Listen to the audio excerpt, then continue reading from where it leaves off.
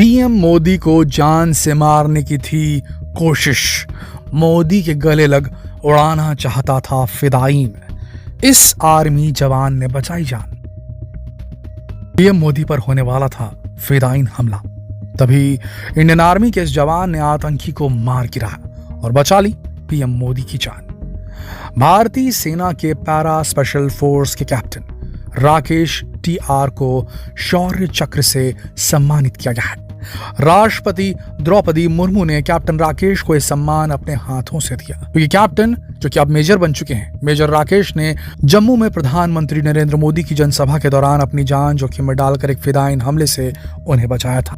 Captain Rakesh को जब यह वीरता सम्मान दिया जा रहा था तो पीएम मोदी और उनकी टीम उस वक्त वहीं मौजूद थी। लेकिन अब यह सवाल उठता है कि आखिर ये घटना हुई कब और कैसे कैप्टन राकेश को इसकी इंफॉर्मेशन मिली, और क्या इससे पहले भी कभी ऐसा हुआ है? क्या कभी पहले भी पीएम मोदी को जान से मारने की धमकी मिली है? जानेंगे इन सभी सवालों के जवाब आज के हमारे इस बहुत ही इंटरेस्टिंग वीडियो में। मेजर राकेश टीआर जैसे ही जवान हैं जिनकी वजह से हम और आप अपने घरों में चैन की नींद से सो पा रहे हैं। आज हमारे देश के प्रधानमंत्री नरेंद्र मोदी अगर हमारे बीच हैं तो इसका क्रेडिट भी भारतीय सेना के पैरा स्पेशल फोर्स के मेजर राकेश टीआर को जाता है, क्योंकि इन्होंने ही 24 अप्रैल 2022 को जम्मू में पीएम मोदी की रैली में लोगों को मौत के मुंह में जाने से बचाया था और खुद मोदी जी की भी जान बचाई थी।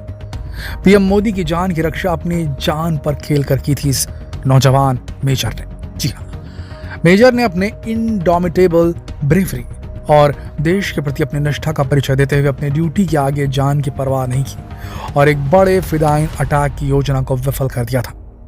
बताया जाता है कि पीएम मोदी की रैली से पहले खुफिया एजेंसीज को फिदायीन हमले की खबर मिली, जिसके बाद फौरन कैप्टन राकेश उस जगह पर पहुंचे जहां पीएम मोदी की रैली होने वाली थी।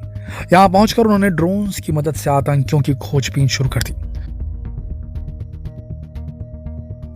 आतंकियों के ठिकाने का पता लगते ही कैप्टन राकेश ने अपनी टीम के साथ आतंकियों की घेराबंदी की, जिसके बाद शुरू हुई सेना और आतंकियों के बीच मुठभेड़। आतंकियों ने घेरा तोड़ने पर पीएम मोदी पर हमले के लिए रचे अपने प्लान को अंजाम देने के लिए अंधाधुंध फायरिंग भी शुरू की।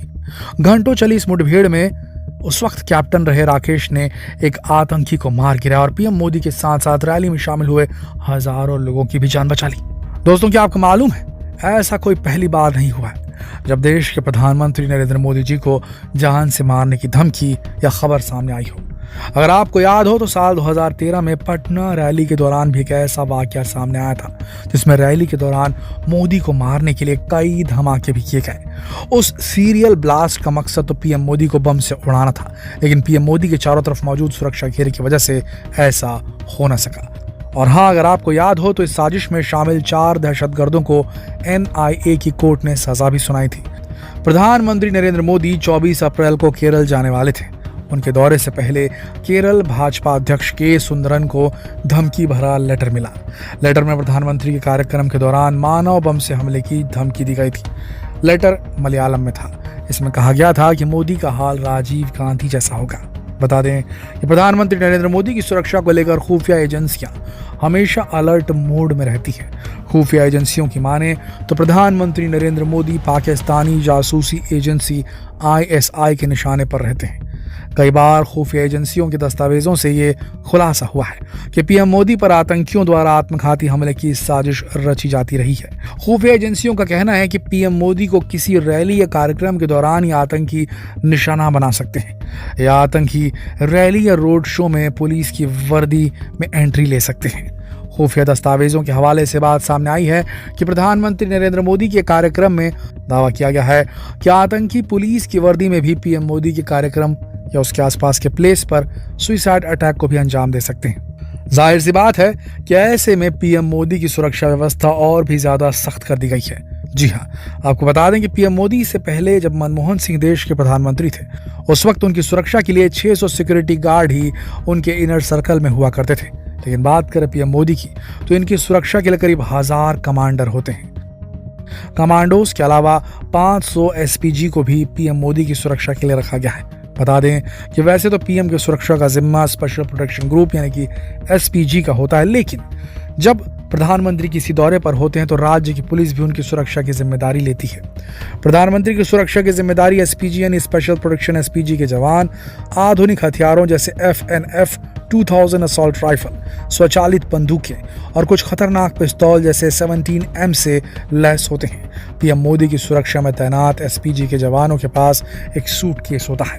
यह सूटकेस असल में एक न्यूक्लियर बटन है जिसे प्रधानमंत्री से चंद फुट की दूरी पर रखा जाता है और ये देखने में बेहद पतला होता है। दरअसल ये एक पोर्टेबल बुलेट प्रूफ शील्ड या पोर्टेबल फोल्डेड बैलिस्टिक शील्ड है जिसे हमले के दौरान खोला जा सकता है।